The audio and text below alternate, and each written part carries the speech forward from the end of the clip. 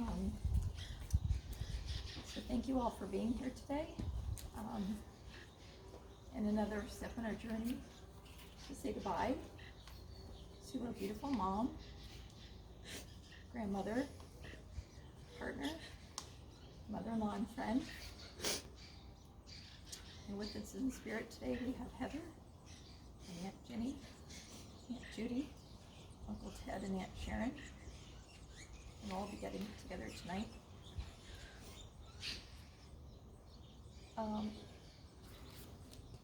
When thinking about what we should do and what we should say today, it's such a strange time,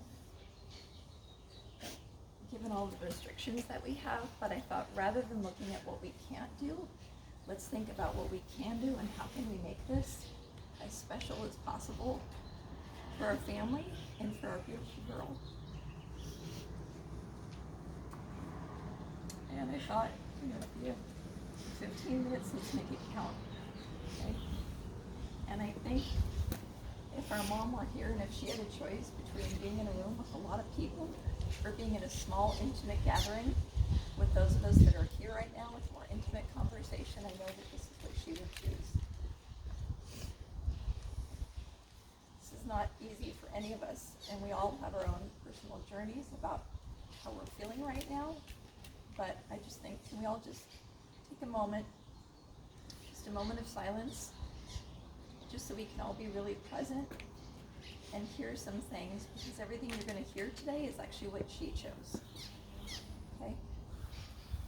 So in our schools where the kids go, we have something that we call a spazio, where we just take a minute to just have a moment of intention of quiet so we can be present to really hear and receive everything. So let's just take a moment before we start.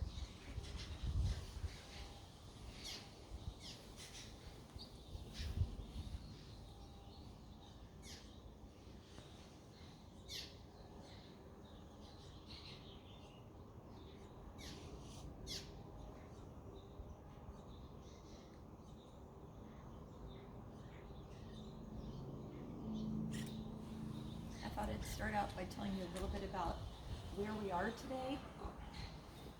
And this place actually was chosen by our mom 13 years ago. 13 years ago, she bought this spot, and as always, she always took such good care of herself, and she was always looking out for us as well. She wanted a beautiful place where we could all come and visit her anytime we want, and after today, you can come and visit whenever you want. Okay. I remember years ago, she loved to talk to me about what she wanted to do when she died, and I'd always say, Mom, I don't want to talk about it, I don't want to talk about it, you're so healthy, and she'd get a little upset with me, and I said, please write everything down, I'll always respect your wishes, but I don't want to talk about it while you're here. And sure enough, after her stroke, I came across an entire binder that she'd been putting together over the years, collecting ideas for readings and songs and pictures and services she went to that were meaningful to her. And when we decided today not to have an officiant so we could all be here, I thought, what could I possibly say? And I remembered a letter that I found in this binder, and I thought, who better could say things than Terry herself? Okay, this is something that she wrote, and she read to all of us on March 18th, 2012. So think how little you all were when she wrote this. Okay. Toast and acknowledgement for a family celebration, March 18th, 2012. Welcome and thank you so much for coming to our family celebration. We have so much to be grateful for. Today we are celebrating Heather's 42nd birthday 2 days ago, Oliver's coming 9th birthday on April 18th, and my 70th on April 14th. As Tashi would say, I'm a teeny bit old. I want to thank you, Kelly and Heather, for your love and support. You give me such comfort and joy. You have made me very proud of the strong women you have become. I know how hard you work to be the great moms and supportive wives that you are. You are not only my daughters, but my favorite girlfriends too. I appreciate you, Terry and Jeff, for the hard work that it takes to be good husbands, dads, and providers. burden to carry, and I know that's not easy. Thank you for your kindness to me. It's important for me to tell you, Oliver, Charlotte, Natasha, and Sabra, what a proud grandma I am. You are really good, kind children. I know it's not easy to work hard in school all the time. Keep working hard so you can grow up to be the best you can be. I feel very lucky and happy when we get to have time together. Our sleepovers are fun for me. A couple of weeks ago, I was swinging with you, Shar, Tashi, and Saber in Oak Meadow Park. All 4 of us girls in a row. You taught me how to touch my feet to the sky. I felt like I was 12 years old. A few days later, I was fortunate to have you sleep over, Oliver. Papa Tom and I loved experiencing everything together at the Tech Museum. I liked being your lab technician when you were conducting your DNA jellyfish challenge experiment. That night it was fun, laughing and watching Home Alone with you. Lucky me. I also love at Sabrick when we snuggle up with a blanket on my swing and listen to the frogs. I will always love you kids and listen to you. I hope you'll always feel comfortable to talk with me. Last of all, I want to acknowledge Papa Tom. Tom, you have been a great companion and partner for 11 years, now a little bit longer than that. I have had the joy of sharing all 4 grandchildren with you. You have been a fabulous grandfather and father figure. I'd like you to know how much I appreciate the countless thoughtful things you have done for me and my whole family. As Charlotte said, you stood up for the kids to be their grandfather. Thank you for all of your patience, love, and support for all of us. As a good family, as good as a family as we are, none of us are perfect. We always need to forgive ourselves and each other when we make a mistake. It's important that we give each other love and respect. We have so much to look forward to in the future. I will be cheering you on through these golden years. Thank you all for making me the happiest woman in the world today.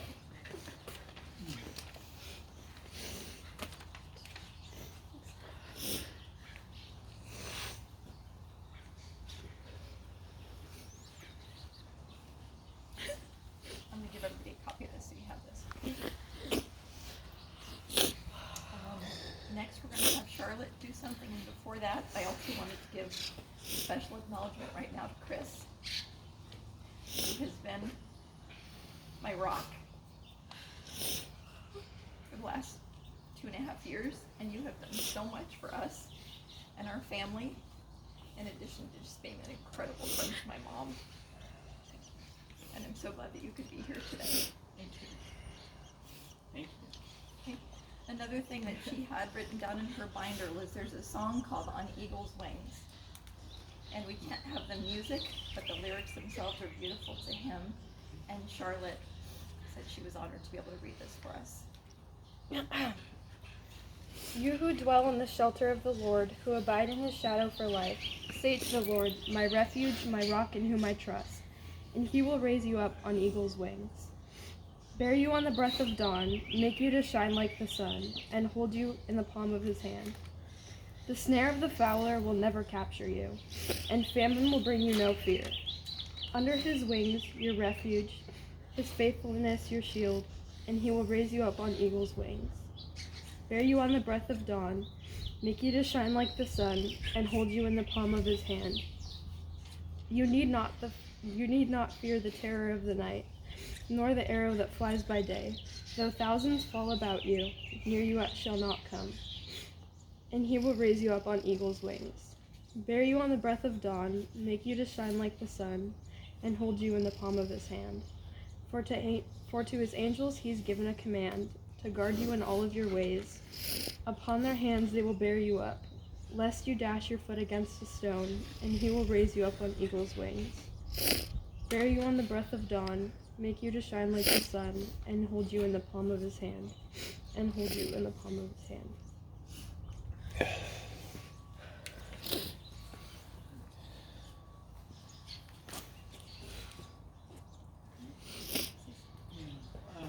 I just wanted to say some of the things I was going to say she talked about how she enriched my life. And people here today are part of that enrichment.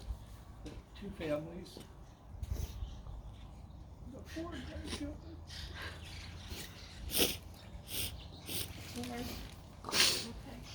I'm okay. I know.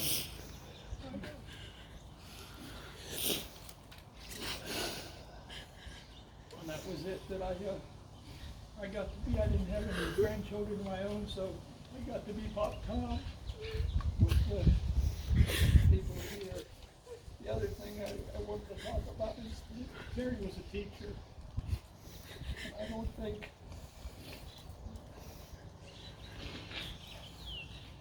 it's hard to read, the tears kind of magnify the words. I don't think there's a student that doesn't remember her with enormous love and affection and respect as being a student with her. She loved them all. She always taught younger kids, first and second graders, and she went far beyond being a teacher. She was a mother to those kids. And I just thought that was worth mentioning. She's leaving us today, but she'll be alive in my heart forever. That's it.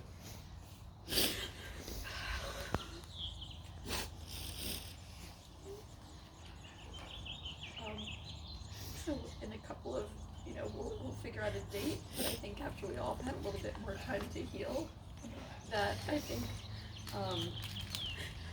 it'd be wonderful that we do a celebration of life that she really deserves, when we all have had a chance to have a little time and space, share some stories, have some photos. There's so many things that people sent me in the last 2 weeks of stories I never knew about her that I thought we could put it together so everybody could see it. And I want you all to know a little something is, well, the flowers are from Ginny and Ted and Sharon and Judy, and they picked out what they thought she would love in a little beach representation with the driftwood. That's cute. And I also want you all to know that she's dressed beautifully. And y'all remember she had this collection of bracelets that she wore on her wrist. One was from Ginny, one was from her college roommates. Heather gave her one, I gave her one. I think she made one during like crafts. But I asked them to remove the bracelet that she had always had on the nursing home because I wanted her to finally be free.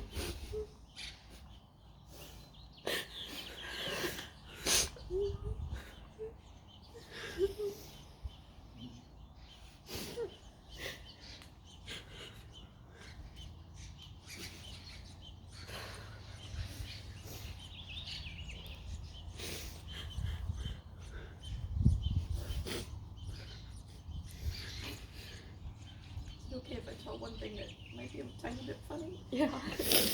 So I heard this great thing this week that Uncle Ted told me that I just thought this is just so representative of my mom, and again how she took such good care of herself and looked out for everybody. That when I told Uncle Ted that about how I discovered that she bought this plot of land 13 years ago, he said when she bought it, she called him. She was so proud because she used her credit card and she got points and she got to go to Hawaii.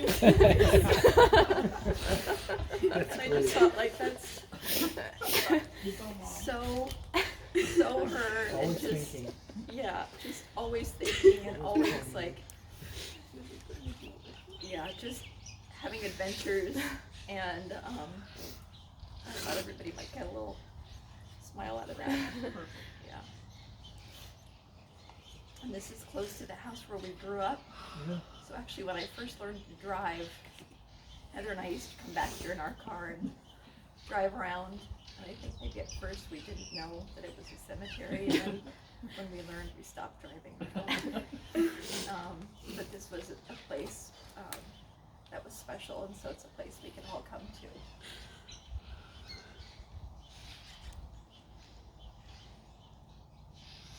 I know we don't have a lot of time left, but I just want to leave time for everybody to just have some silence. If anybody else wants to say anything, just to have space, just be. So what I'll do, I'll pick the flowers and pass it around. And individual, you can go to the casket, put the flower, and talk to her. Have your thoughts.